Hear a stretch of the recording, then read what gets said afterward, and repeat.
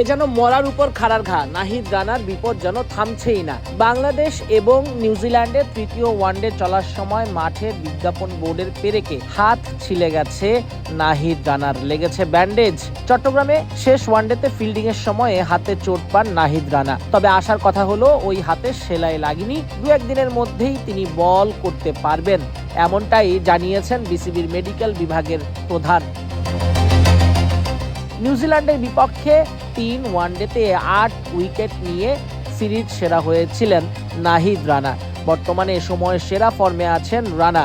152 kilometre স্পিডেও বল করছেন কখনো কখনো, আর 140-45 তো হর হামেশাই দেখা যাচ্ছে।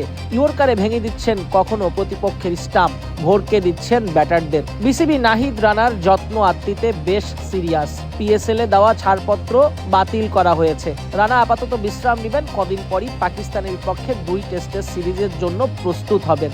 একই সঙ্গে মুস্তাফিজের ব্যাপারেও সতর্ক বাংলাদেশ ক্রিকেট বোর্ড। তিনিও নিউজিল্যান্ডের বিপক্ষে তৃতীয় ও শেষ ওয়ানডেতে 5 রান নিয়েছিলেন। পরে তার ব্যাপারেও স্ক্যানের কিছু বিষয় আছে। সব মিলিয়ে ফ্রিজও বিশ্রামে থাকবে, পিএসএল এ যেতে পারবেন না, এনওসি বাতিল করা হয়েছে।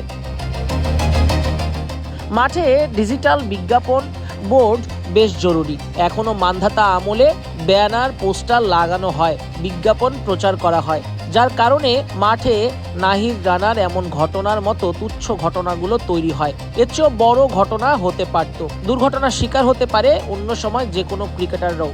বিসিবিও তাই বিষয়গুলো ভাবছে। পুরনো এসব পন্থা ব্যবহার করে ক্রিকেটাররাই পড়ছে বিপাকে। নাহিদ রানার উদাহরণ আমলে নিয়ে বোর্ডের উচিত হবে নিয়মিতভাবে এখন থেকে ডিজিটাল বিজ্ঞাপন ব্যবহার করা। ওয়ানডে দলে থাকা রানা, শান্ত সহ বাকিরা চট্টগ্রাম ছেড়ে এখন ঢাকায়।